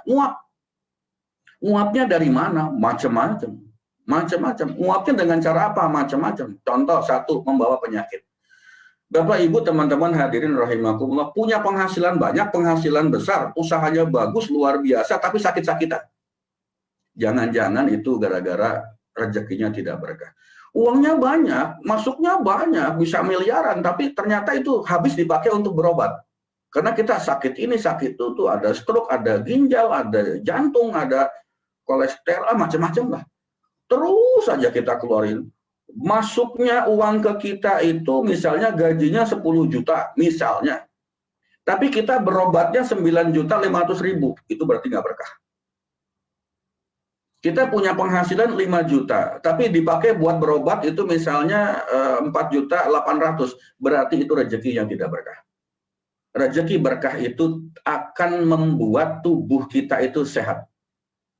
Rezeki yang berkah itu akan membuat diri kita nyaman, bahagia, tenang secara jiwa maupun jiwa dan raga. Oh, luar biasa. Profit bulan ini saya dapat 1 miliar. Tapi tiba-tiba ada musibah kebakaran misalnya, ada kecelakaan kerja misalnya. Kita mesti mengeluarkan uang 850 juta. Itu berarti rezekinya nggak berkah. Karena bawa penyakit. Ya, pengeluarannya juga hampir mendekati penghasilan kita atau bahkan melewati penghasilan kita. Jangan-jangan rezeki itu memang rezeki yang tidak berkah. Gaji 10 juta tapi kita habis buat berobat 15 juta, itu pasti nggak berkah. Santai aja, sederhana aja, ngitungnya gampang aja seperti itu. Ini sehari-hari dalam kehidupan kita, terjadi di dalam kehidupan kita. Itu nggak berkah yang seperti itu, membawa penyakit ya. Apalagi ciri rezeki yang tidak berkah itu tidak membawa ketenangan di dalam diri kita. Nggak tenang, rasanya tuh gelisah terus, kurang terus. Aduh, gimana ya perusahaan saya yang di daerah Bandung, daerah Jawa Barat sana ternyata, sekarang ada tuntutan dari pemerintah untuk ini, untuk itu. Di sini ada gangguan preman. Di situ tokoh-tokoh masyarakatnya menggerogoti terus. Tenang nggak pikiran kita? Tenang nggak jiwa kita? Seandainya kita merasakan ketidaktenangan di dalam menjalankan bisnis kita, jangan-jangan ada bisnis kita yang memang tidak berkah. Jangan-jangan ada yang tidak berkah. Kenapa? Kita tidak membawa ketenangan. Gaji kita luar biasa, misalnya 10 juta, 15 juta, 20 juta. Tapi kita gelisah melulu. Perasaan kerjaan nggak habis-habisnya. Perasaan tekanan-tekanan dari atas, dari bawah, dari samping, kiri, kanan itu luar biasa. Kita nggak bisa tidur nyenyak gitu kan, tidur sehari cuma 1 jam saja, habis itu kerja lagi. Jangan-jangan gaji kita itu nggak berkah. Jangan-jangan gaji kita itu nggak berkah. Kalau seperti itu, kenapa? Karena rezeki yang berkah, gaji yang berkah, penghasilan yang berkah itu pasti akan membawa ketenangan ke dalam diri kita. Ya.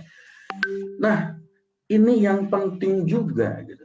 Ketika kita punya rezeki yang banyak, ketika kita punya uang yang banyak, ketika kita punya perusahaan yang banyak, tetapi ternyata kita menjauh dari Allah, kita tidak mendekat kepada Allah, maka bisa dipastikan bahwa rezeki kita itu tidak berkah.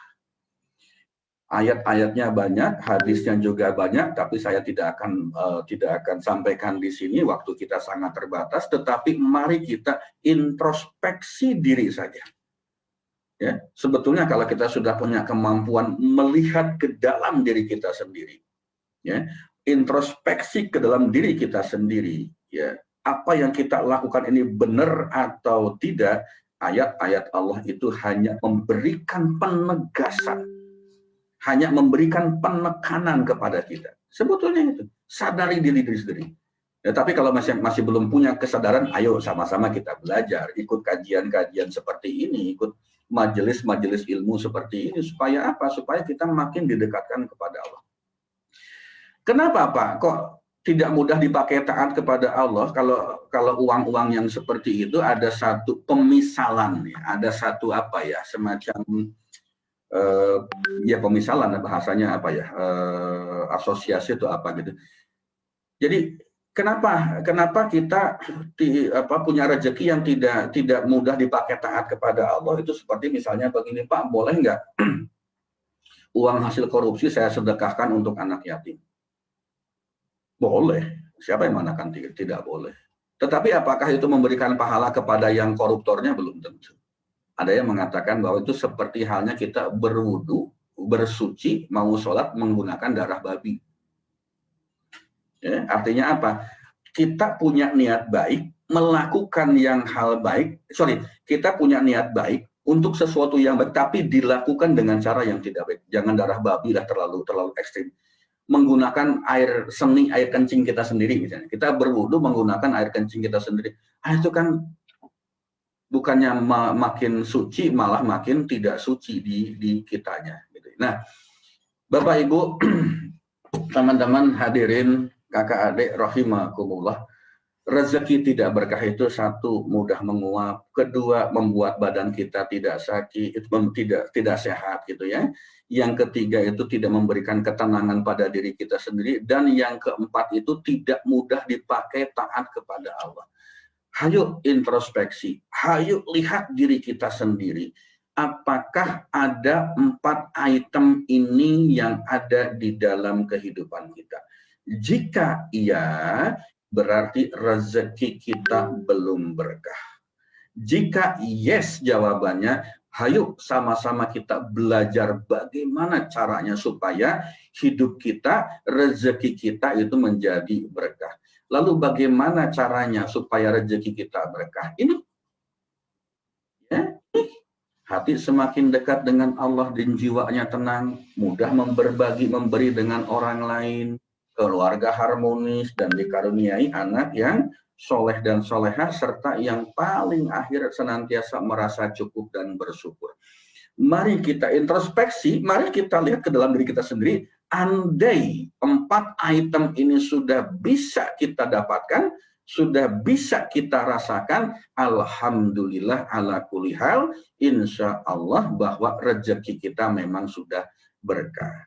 Bapak Ibu hadirin, teman-teman, rekan-rekan, kakak, adik, rahimakumullah, jam sudah pukul 7.23, bablas, tinggal 3 menit lagi 7.30, sementara materi kerangkeng uangnya sendiri belum masuk. Ya, minggu depan insya Allah kita akan masuk ke sana. Bagaimana cara memanage keuangan secara islami?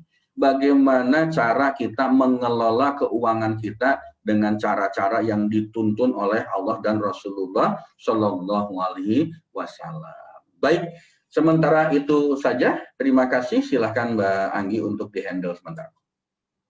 Baik, ya terima kasih Pak Farid atas pemaparan hari ini yang luar biasa ya Bapak Ibu ya. Ini kayak nyentuh kita banget nih ya. Nyentuh saya banget juga gitu ya. Dan ada lagi tuh Pak psikologis belanja ya yang saya alami sendiri, yaitu bagaimana diskon voucher gitu ya. Belanja 150.000 dapat 50.000, itu nggak ngintip kasirnya gitu kan. Tahu ya, departemen store apa tuh yang punya promo begitu. Ini luar biasa, dulu seperti itu ya. Dan kalau sekarang memang ujiannya ujian oil shop, mungkin harus diketikkan di aplikasi-aplikasi oil shop-nya ya. Baik, Bang Farid, terima kasih banyak atas pemaparannya. Dan ya sepertinya Bapak Ibu tadi juga ramai loh Kak di chat ya, bagaimana yang selama ini dirasakan dan apa sih yang didapatkan nih pada saat tadi Pak Farid memaparkan kepada kita semua. Dan di sini mohon izin juga tadi ada yang sharing ya sedikit. Di sini tadi kelewat gitu ya. Ada yang testimoni, ada Ibu Siti Muntia nih. Ibu Siti dulu alumni CMR Milat ya, yang kita suka sharing konsultasi ya, dan memang waktu itu ujiannya juga luar biasa beliau, tapi di saat sudah memasrahkan ya urusannya kepada Allah, alhamdulillah ya sekarang dapat melewati hari-harinya dengan lebih tenang dan bahagia ya Bu Siti ya. Dan bahkan kemarin sempat sudah bisa bertemu dengan Ustadz Nasrullah ya, karena beliau LOP mau ketemu Ustadz Nasrullah ya, kemarin waktu Ustadz Nasrullah di Malang bisa ketemu, bahkan bisa konsultasi katanya ya, luar biasa. Alhamdulillah, mudah-mudahan Bapak Ibu di sini juga hajat-hajatnya semuanya dikabulkan oleh Allah. Dan ini tadi Pak Tikon masih adakah? Oh, sudah tidak ada ya. Baik, tadi ada yang mau sharing, tapi waktunya juga sudah cukup panjang. Dan ya Bapak Ibu semuanya, jadi tidak terasa ya pemaparan Pak Farid ini baru separuh perjalanan ya.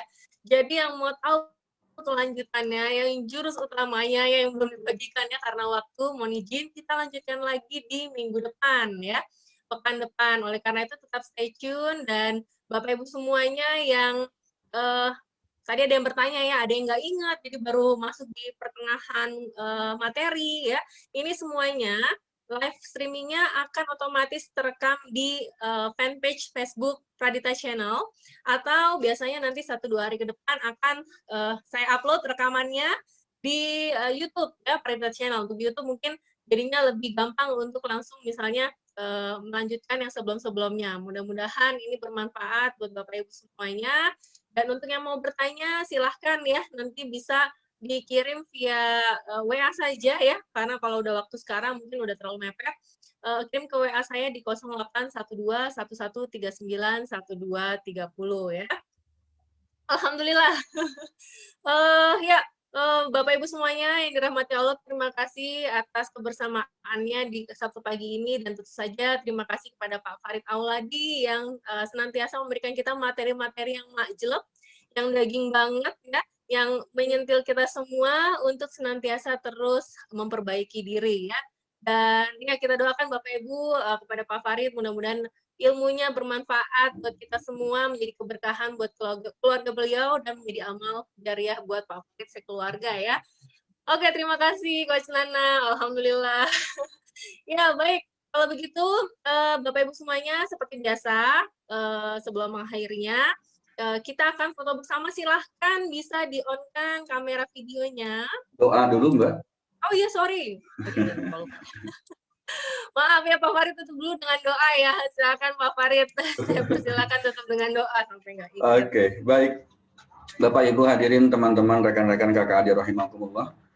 Tadi acara kita awali dengan doa, dan sebaiknya juga kita akhiri dengan doa juga supaya Allah makin memberikan ridhonya kepada kita. A'udzubillahi minasyaitonirrajim. Bismillahirrahmanirrahim. Innallaha wa malaikatahu yusholluna 'alan nabi.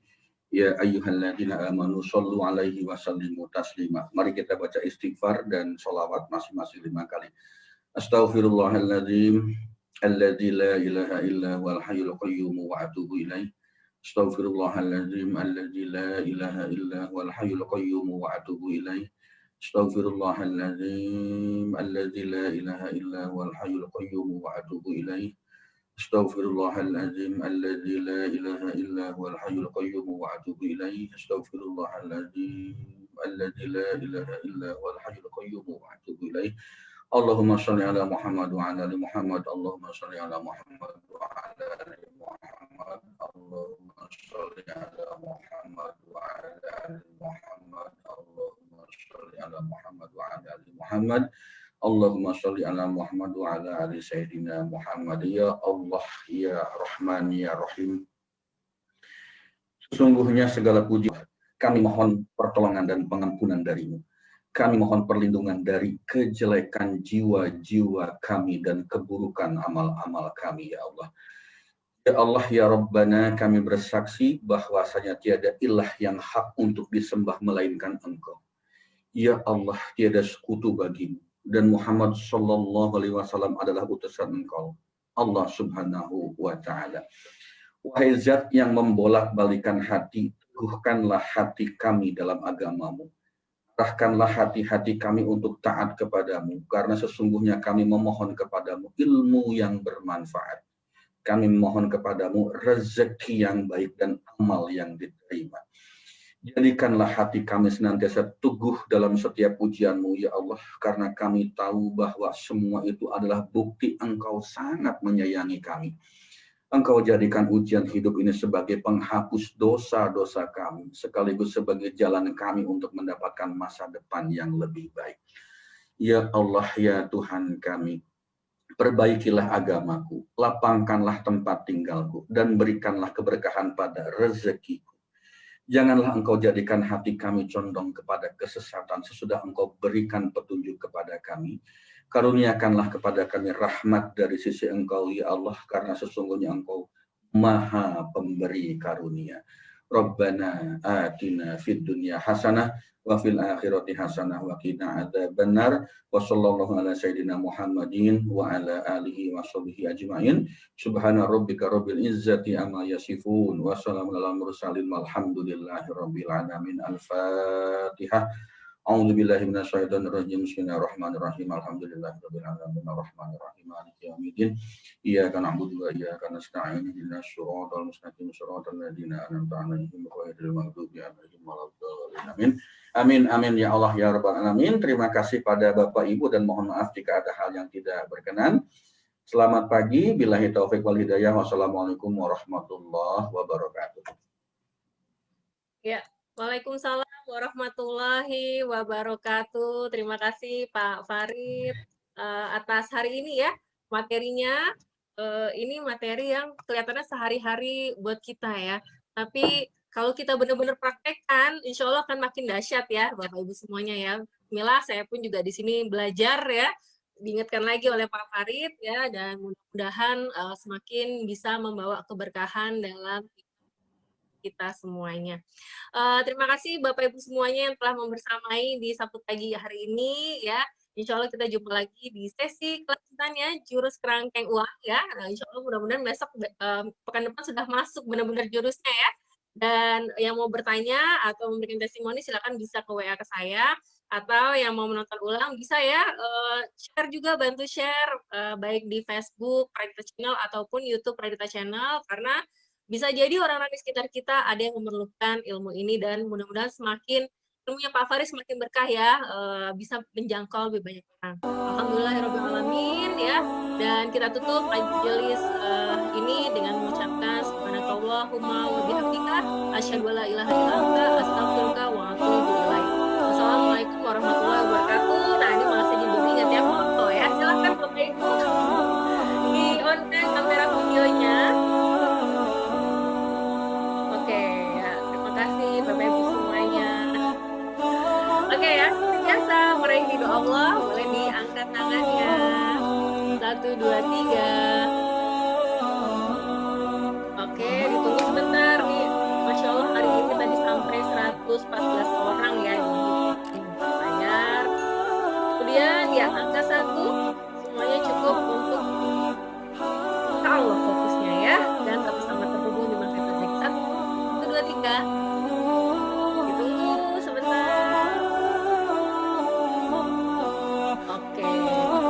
Bapak Ibu semuanya yang dirahmati Allah, inilah akhir acara kita. Terima kasih banyak. Silahkan yang mau sapa-sapa mengucapkan salam buat Pak Farid sudah saya ambil, kalau boleh langsung di-on saja. Terima kasih. Wassalamualaikum warahmatullahi wabarakatuh. Terima kasih Pak Farid atas ilmunya. Terima kasih Pak Farid dan Mbak Agi. Assalamualaikum. Hebat banget, luar biasa, sangat menyentuh ya Allah. Alhamdulillah Bu Iro, terima kasih catatan-catatannya di chat. Alhamdulillah ya, teman-teman saya pada hadir, Wiji, Nur Hayati. Oh, alhamdulillah Bu Wiji. Sudah bisa Mbak. Terima kasih Bapak Ibu semuanya. Pertanyaannya baik, sudah Bapak teman ya. Baik, kalau gitu siap, kita lanjut lagi pekan depan ya. Sampai jumpa di Sabtu pagi pekan depan. Assalamualaikum warahmatullahi wabarakatuh. Terima kasih Pak Farid, Mbak Agi. Makasih sama-sama. Ya, sama-sama Kak Fatma, Bu Uji, dan lain-lain ya. Mira pesan buku Mbak Agi. Udah kelihatan nih Bu Neni. Bagaimana? Mira pesan buku 1 buat teman. Oh iya, nanti japri ya Bu ya. Baik. Oke, waalaikumsalam warahmatullahi wabarakatuh.